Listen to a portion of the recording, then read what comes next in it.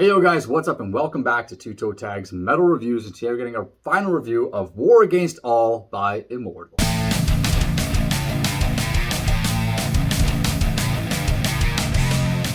So, Immortal, War Against All. This is our first time doing an Immortal album on this channel, and I guess I'll pass the floor to you because I'm curious what you think after listening for a week. You know, it was interesting with this album because I guess in some aspects I kind of felt a little bit similar as I did to last week, where some songs kind of felt like they were just kind of there. Some songs did have aspects in them that I liked, but one song that kind of did change for me over the course of the week was the 7-minute long instrumental. I remember I was digging it last week, and you were a little bit Like, meh. yeah, you're kind of like meh on it. I kind of became meh on it, and it's because I think there's a few reasons. One, it's album placement. There's 2 songs after this song. It feels awkwardly thrown in there. Like, you've got this epic 7-minute track, and then there's just more after that with vocals afterwards. I feel like if you're gonna do that, make that the last song, and then have them like fade out or something, you know? Like, that would make more sense to me, but at the same time, I listen to that song and I'm waiting for the vocals to start. It feels incomplete because it feels like it goes nowhere, and the fact that it lacks vocals, it feels incomplete to me. It doesn't feel like as much that it goes nowhere to me. I feel like the way that it's sounding presented makes me feel like there's got to be vocals on it. Yeah, you know, like I'm just waiting for him to start singing and there's nothing there. But I don't know. One song that still stands out to me is War God. When listening to this album, I'd put it on, and there'd always be a point where I'm like, ooh, this is good, what's that? Oh, that's War God again. You know, like that one was consistently standing out as a really cool track. It's cool that it has this kind of quiet part that transitions to a different groove, which is also really good. Mm-hmm. So you got 2 halves of the song also strong, or both of them strong, and they're different from each other, which is neat. I got myself a little bit of a reference point by listening to one of their older albums, At the Heart of Winter, and it kind of felt like a direct upgrade from this. It kind of felt like songs had more going on with them. It felt like they had a little bit more weight to them and a little bit more storytelling. And, you know, the songs on that album were all at least like 6 to 7 minutes, and none of them felt that long. They all felt like 4-minute tracks, and that is a sign of a well-composed long song. But with this album, there's really not much that stood out in terms of like, wow, these are the sick tracks. Like, I also gotta note that the title track is pretty neat, but there wasn't really much other than War God that really stood out as this is the best track. It's just like, okay, they got a few good ones. Overall, it's kind of there, but you know, it's good for what it is. That's the thing. It's if you like old school black metal, just the general sound, you want to put that on, this is a good album to put on for that. Yeah. I just found that it lacks some aspects to make it really special of a black metal album. When compared to At the Heart of Winter, that does have things that make it feel great. This doesn't really have what that album has. Yeah, I agree with a lot of those points, man. I feel like, honestly, I hate to say this, but this is probably one of my least favorite albums we've reviewed this year so far.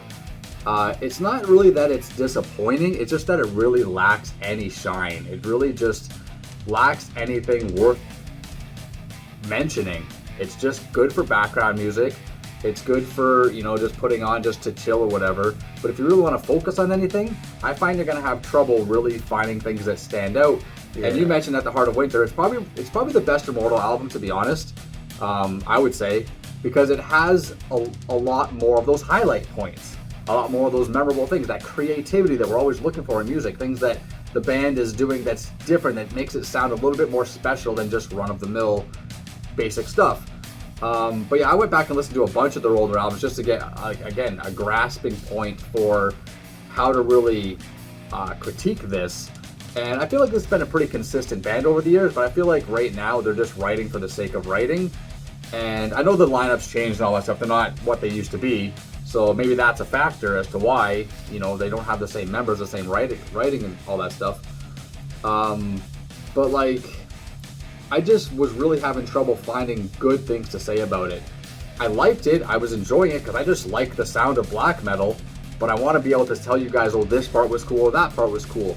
And the most I can really say is I like the drums and the guitaring in the song Immortal. Like, that's the highlight track for me, I will say that. The song Immortal, which is track number 7. By the way, I'm kind of surprised that it took them this long to write a song called Immortal.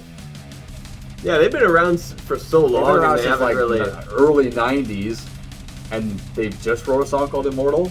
Like that sounds like something they would have done a long time ago. Weird. That was weird to me. But one of the things that bugged me, and this is maybe like an isolated thing on the album, but track number 1 and 2, and I think I actually mentioned this on my first impression. I either did mention it in the video or I mentioned it to TV Fish off camera, but the guitaring in both those songs sounds way too similar. Like they're using the same chords, or something about them is the same, because I feel like you can sing the lyrics or the words to War Against All right on top of Thunder of Darkness, or Thunders of Darkness, and I feel like they almost could have been the same song, and just one bleeds into the other and it sounds more like a progressive song rather than have them split into 2 songs. They sound way too similar.